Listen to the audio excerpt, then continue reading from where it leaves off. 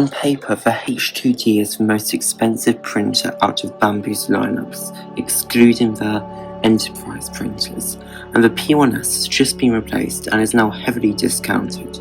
But I'm going to guide you through a review of all of them, and at the end of this video you will have the answer of which one will be the best bang for your buck, so to speak. Let's start with section 1. For me, there are two things that make a good machine: software and hardware. Let's start with the software. So the P1S is really clearly behind here. As you can see, it uses an old LCD display. The specifications from the Bambu website is now on screen now. And Bambu have stated that it will have software update support and guaranteed bug fixes and feature updates until July 13th, 2028. And guaranteed security patch updates until July 13th, 2030. And as you can see, it's very old and slow compared to the H series touchscreens, which are running the second generation Bambu software. The H series printers use a 5-inch 1280x720 touchscreen for controlling the printer, which is extremely modern in comparison. The H series printers will also have guaranteed bug fixes and feature updates until I think 2030. The actual values from our website will be on screen now for the H2S and now for the H2D. Now, all of these printers here are on LAN mode with a USB stick or SD card in them to allow that. And Bambu Studio works very well and is a clean software interface which complements it amazingly. But what happens if you don't want to use LAN mode? Well, the mobile app is still incredibly polished and has a very nice user experience. It's a screen recording on my iPhone on how easy it would be to print out a model from it. Overall, rating for software out of 100 for the H series printers is 80, since there's some crashes which I've had of the printer just not working, but that was probably due to user error because I have a printer on for too long, and when you have a printer on a device and a printer on for too long, it just gets slower and slower and crashes, which is why phones and stuff restart now and you shouldn't have your device on for so long. And that's why it's 80 out of 100. But for the P series printers, it has 2 ratings. The one without the mobile app in Bambu Studio for helping you control the printer and exporting G-code to it manually and using it, that's a 40 out of 100. And with the mobile app, the rating goes up to 60 points out of 100. But as my main point, the Ender 3 V2, which was my first machine, is terrible in comparison to the screen to the P series screen. Yes, the P series screen is a lot smaller, but the P series screen has a nicer UI, which has had more thought, in my opinion, put into it. Now, for section 2, we are going to go into the hardware. The P1S uses a 256mm squared bed and is the smallest of all of these printers shown. It's not the smallest, being the A1 Mini, which is 180mm squared. And you cannot use the full bed size of the P1S, X1C or P1P without doing a mod that Bambu explain how to do on their website. It has 16 color printing and is compatible with AMS 2 Pro, AMS HD and AMS. It is enclosed in plastic and glass. The hot end is all metal and it comes default and out of the factory with a stainless steel 0.4mm nozzle. The max hot end temperature is 300 degrees with a max plate temperature of 100 degrees. The max speed of toolhead is 500mm squared. And the max acceleration of the toolhead is 20 meters per second squared. It has these fans and comes with a camera and filament rollout sensor, and these are the fans and sensors which are currently going to be on screen.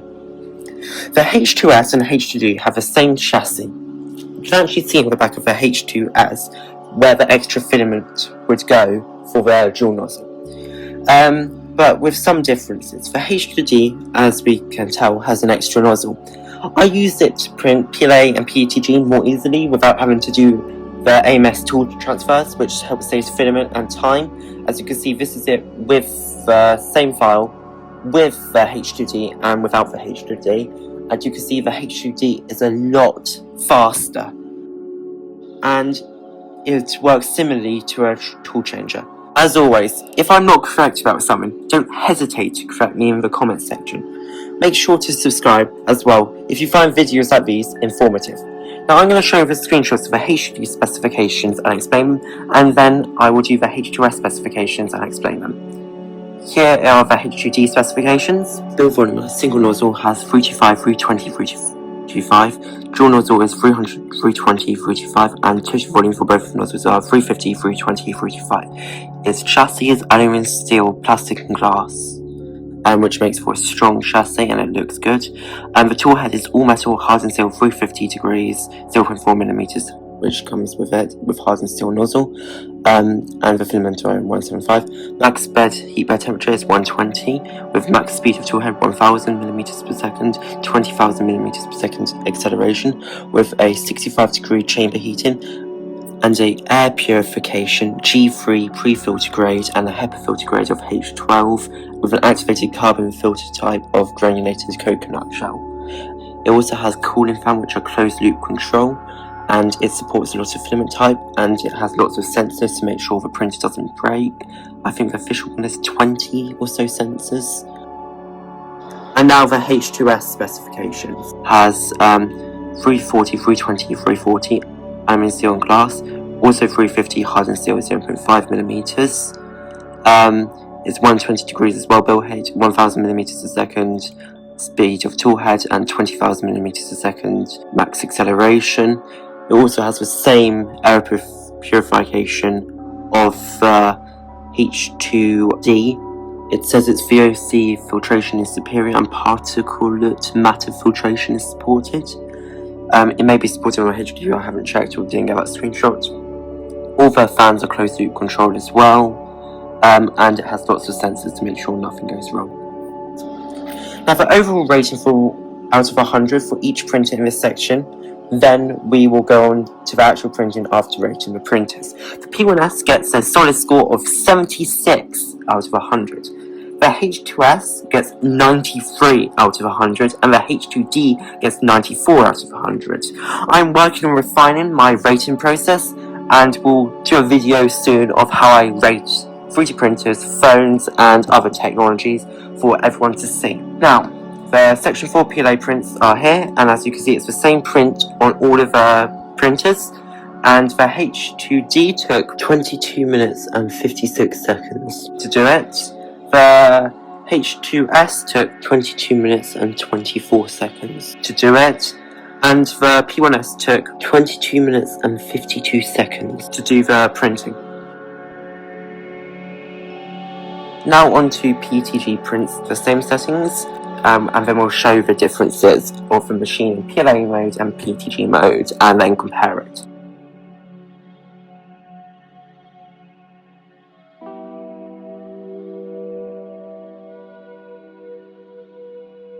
And now for the comparison.